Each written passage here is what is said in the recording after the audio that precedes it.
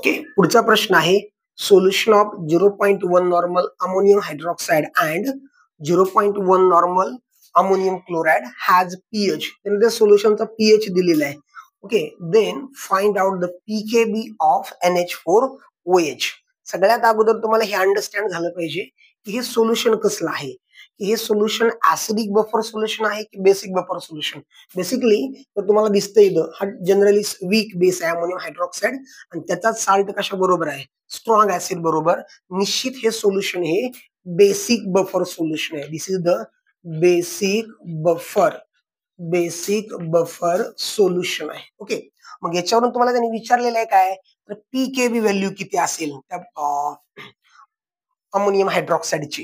तर आपला हा जो प्रश्न आहे तो हेंडरसन इक्वेशन वरती विचारलेला प्रश्न आहे. त्यानुसार जनरली आता बघा हे बेसिक बफर सोल्युशन दिलेलं आहे. तुम्ही कोणता फॉर्म्युला यूज करणार, पीओएच चा. POH is equal to pKb plus log of concentration of salt divided by concentration of base. Particular buffer solution हे बेसिक असल्यामुळे कॉन्सन्ट्रेशन ऑफ बेस. आता डायरेक्टली इथं पीओएच माहितीये का आपल्याला किती येतो, माहित नाहीये. पण डायरेक्टली आपण इथे जर बघितलं तर तो पीएच दिलेला आहे. पीएच दिलाय म्हणजे त्याच्यावरून आपण पीओएच काढू शकतो. कारण का तर आपल्याला माहितीये फॉर्म्युला काय येतो, pH plus pOH is equal to 14 आहे. पीएच दिलेला आहे, मग आपण पीओएच सहज कॅल्क्युलेट करू शकतो. 14 मायनस 9.25 इज इक्वल टू, याचं उत्तर येणार आहे 4.75. बऱ्याच वेळा हे आपण कॅल्क्युलेट सुद्धा केलेलं आहे. पण त्यांनी काय विचारलेले, what is the value of pKb. कशाची व्हॅल्यू विचारलेली त्यांनी, पीकेबी ची व्हॅल्यू विचारलेली. मग आपण हा जो पीओएच आहे तो पीओएच किंवा तुम्ही डायरेक्टली हे इक्वेशन तुम्ही काय करू शकता, याच्यावरून एक निश्चित झालेलं आहे की याचा जो पीओएच आहे तो पीओएच किती येणार आहे, 4.75 येणार आहे. Sorry, pKb. आता जनरली जर समजा तुम्हाला पीएच जर किती आणायचं असेल, तुम्हाला 9.25 आणायचं असेल, 9.25 आणायचं असेल तर त्या ठिकाणी पीओएच किती आला पाहिजे, 4.75 आला पाहिजे. पीओएच किती आला पाहिजे, 4.75. म्हणजे थोडक्यामध्ये इथं काय झालं पाहिजे, pOH is equal to pKb हे असं झालं पाहिजे. इथं pOH is equal to pKb म्हणजे तुमचा पीओएच किती आला पाहिजे, 4.75. त्यावेळेस कारण का तर पीएच जर तुम्हाला 9.25 आणायचं असेल तर पीओएच किती आला पाहिजे, तर पीओएच हा 100% किती आला पाहिजे, 4.75 आला पाहिजे हे. ओके, हा तर मग हे येण्यासाठी ही जी पूर्णपणे टर्म आहे ती पूर्णपणे टर्म काय झाली पाहिजे, 0 झाली पाहिजे. ओके, तर तुम्ही जर इथं बघितलं दोघांचं जे कॉन्सन्ट्रेशन आहे अमोनियम हायड्रॉक्साइड आणि अमोनियम क्लोराइडचं, काय कॉन्सन्ट्रेशन दिलेलं आहे, 0.1 नॉर्मलच आहे. हेही किती आहे, 0.1 नॉर्मल कॉन्सन्ट्रेशन. म्हणजे जर समजा आपण इमॅजिनरी या फॉर्म्युल्यामध्ये इथं 1 फूट केलं, याही ठिकाणी आपण 1 फूट केलं, 1 ला 1 ते पुन्हा एकदा लॉग ऑफ 1 होऊन जाईल.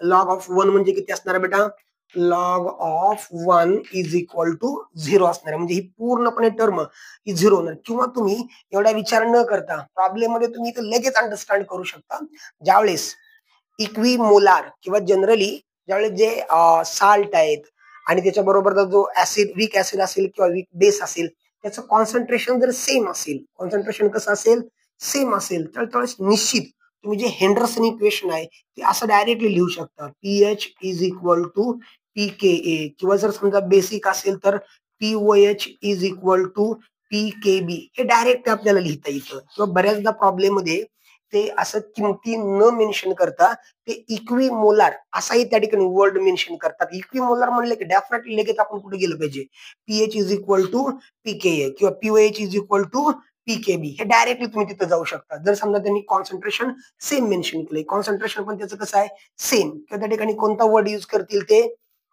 इक्वी मोलार हा वर्ड यूज करतील.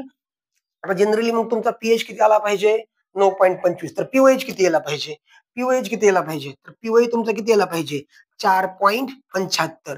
जर 4.75 हा जर पीओएच येत असेल तर तुम्हाला ही टर्म पूर्णपणे काय करावी लागणार आहे, 0 करायला. किंवा फॉर्म्युल्यामध्ये दिसतंय किंवा इथे तुमचे जे एक्झाम्पल दिलेलं आहे ते एक्झाम्पल मध्ये डायरेक्टली मेन्शन केलेलं आहे 0.1 हे पूर्णपणे काय होऊन जाणार आहे, 0 होऊन जाणार आहे. काय होणार, निग्लेक्ट होणार आहे. मग त्यामुळं या ठिकाणी जो पीकेबी आहे तो पीकेबी किती येणार आहे, 4.75. कारण का तर पीओएच इज इक्वल टू काय आलेलं आहे, पीकेबी येणार. इथं काय येणार, पीकेबी, कारण का तर ही टर्म काय होऊन जाणार आहे, सगळी कॅन्सल होऊन जाणार. किंवा त्याच्यापेक्षाही पुढची गोष्ट, आता हे झालं, तुम्ही सॉल्व्ह करून त्या आन्सरकडे जाऊ शकता. किंवा आपल्याला माहिती आहे डायरेक्टली अमोनियम हायड्रॉक्साईड आहे, तो अमोनियम हायड्रॉक्साईड कसाही देऊ द्या, doesn't matter, it's a concentration. त्याचं कॉन्सन्ट्रेशन अमोनियम हायड्रॉक्साईडचं कितीही देऊ द्या, जर समजा तुम्हाला त्याचा पीकेबी काढायला विचारला अमोनियम हायड्रॉक्साईडचा, तर तो 100% किती येणार, 4.75च येणार. किती येणार, 4.75. कारण का तर फॉर्म्युला कसा बेटा पीकेबीचा,